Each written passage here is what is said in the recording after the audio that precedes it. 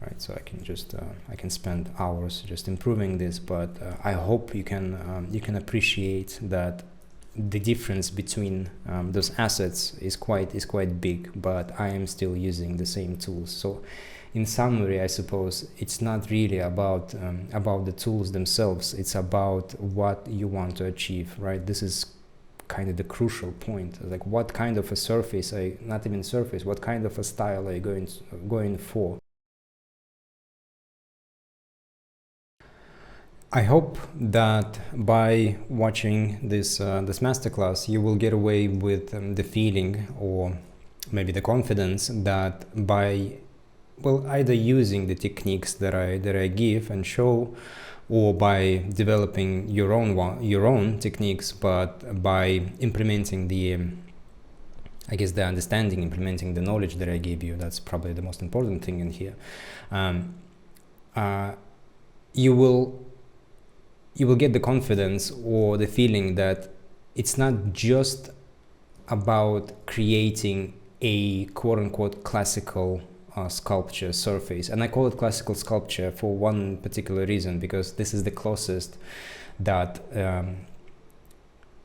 all of the industries, be it the video game industry, be it film industry, be it even collectible industry, require, right? So this type of surface is 90% of everything that is done out there. Everything else is stylized, right? So this is why I call it kind of classical look, because it's clean, it's believable, and all of that, right?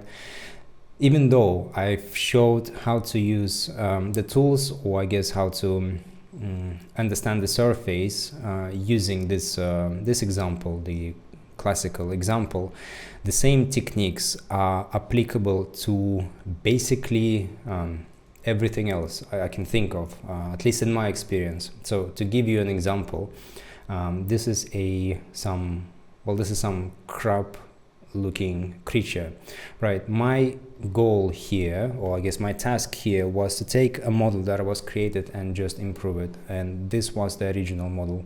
So I hope by switching back and forth you can see the difference and appreciate the improvement, right? So even though this is a very different asset altogether, this is not quote-unquote classical looking model, sculpture, whatever we want to call it. Nonetheless, I've used the same techniques to turn it into something better looking. I would argue that this is much better looking than the previous version. And the way I did it, the way I made all the improvements are, well, by using the very same techniques, the very same brushes, the very same tools, and I guess, like I said, the most important thing, the very mindset that I tried to give you in this masterclass. You can argue that what I did here is also my style, right? That this is something that is very subjective. I would argue that it isn't, for one specific reason, because this was supposed to be organic in nature. This was not supposed to be representing some kind of a rock surface, right? This is not the idea where, you know, we take a creature and we say, okay, this is supposed to be looking like a rock, because we see all those sharp edges in here. My take on this, and I'm pretty sure I'm correct, well, I'm not pretty sure, I'm confident that I'm correct in this.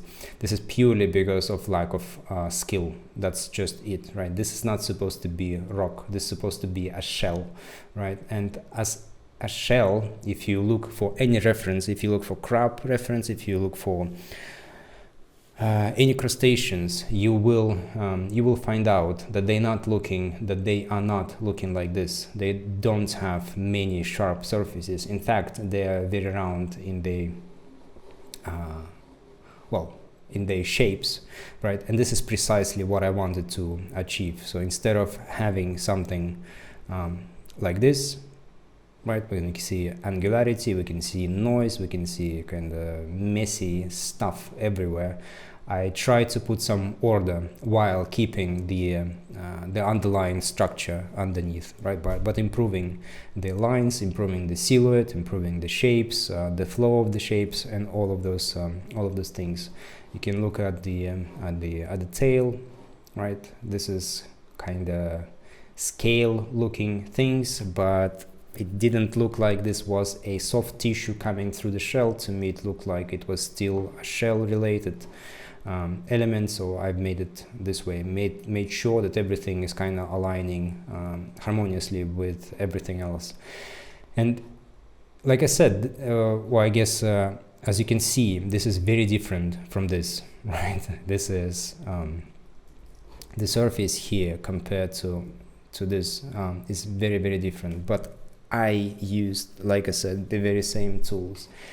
The key here, I guess, when it comes to creature work, at least for me, is because creatures allow for flexibility and more imagination. You can do whatever you want in some sense in here, right? And to me, the most kind of important thing about creature work, about making this kind of a surface, is to kind of zoom out as much as you can, and by doing this you simply make the your brushes just a little bit tighter, right? So everything is I don't know how to explain it. Maybe I'm doing a poor job, but I'm treating everything in here as if this just surface in here was as big as the arm of a human being. I'm not sure if I'm still making a good explanation of this, but by zooming in, right, I kind of treat everything as almost like separate details, separate elements, and simply by having by treating it this way, the surface, when I zoom everything out, the detail just becomes way more tighter. If I was working, let's say, compared to if I was working from here, or if I had everything unhid, right, and I just kind of came in here with damn standard, came here with simple standard brush and did this kind of stuff. So right, the only difference, I guess what I'm trying to say, the only difference here, if the surface looks in its nature different from what I did in the class, is just for this particular reason. It's because I was working on everything just a little bit closer, right? So I was zooming in, I added a lot more kind of folds and those smaller secondary detail. Again, the reason why I didn't do it in here in the class, the veins, the sagginess of the skin, perhaps not on this character but on the other module. The reason is not because I didn't want to show how to do it, or it was because I don't know how to do it. The reason is because I wanted to focus on the form, right? I wanted to stay within this. If I was to make this, or I guess push it a little bit farther, if I really wanted to, I would make the veins. If I really wanted to, I would make the smaller details between the folds. I would make some pores and all of those things, right? So here I just went a little bit farther than that. So there are some skin folds, there are some smaller details like that, right, everywhere, and as well some of the tertiary detail that was on the original mesh, they're still preserved in here, even though they were just almost randomly scattered in here, right? But I did manage to preserve them, and the reason why I managed to preserve them was because I was using retopologized meshes, right? So I can work on the form in here, let's say, maybe on this level of subdivision, right? Just kind of build it up like that, just bit by bit, just making it a little bit more organic in shape. And then when I subdivide it, or I guess step up back, some of the details, the tertiary detail would be saved. But this is simply to make sure that the class is not about making human form, quote unquote human form, right? It's not about that. It's about sculpting. It's about digital sculpting. And so it depends on what you want to achieve. In this case, I wanted to achieve precisely this, right? I didn't want to make anything resembling this in terms of the amount of details, the stylization, and perhaps kind of hyper crowded surfaces, right? The same goes for this particular model. This was just an experiment for a project as a kind of design piece, but you can see that in terms of style, whether design is successful or not, this is just a completely different subject altogether. In the end, it wasn't used in the project, so I'm giving it as a failure, right? I didn't succeed in terms of the design. Doesn't matter, I don't care.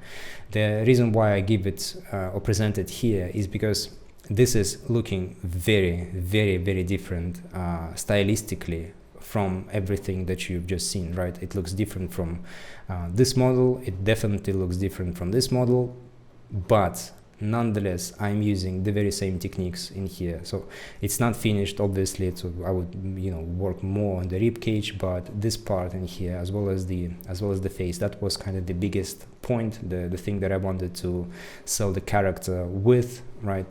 Even though I put some detail on the knees, I'm still using the very same techniques, right? I still have subdivision levels. I work with dam standard to kind of trace the detail. I cut with dam standard, and I clean up everything. I want to make sure, like I said, that my surfaces, they look nice and clean. Right, so I can just I can spend hours just improving this, but I hope you can appreciate that the difference between those assets is quite big, but I am still using the same tools. So in summary, I suppose it's not really about the tools themselves. It's about what you want to achieve, right? This is kind of the crucial point. Like, what kind of a surface, not even surface, what kind of a style are you going for? Is it going to be a pixel style? Is it going to be, I don't know, Avatar, Hollywood VFX kind of a style, super realistic, or is it going to be something more kind of classical and perhaps natural looking, right? So you need to kind of decide, and you need to know what the end result should look like, and every tool will fall into that, right? And the tools that I'm using is, well, the tools that I showed you in the class.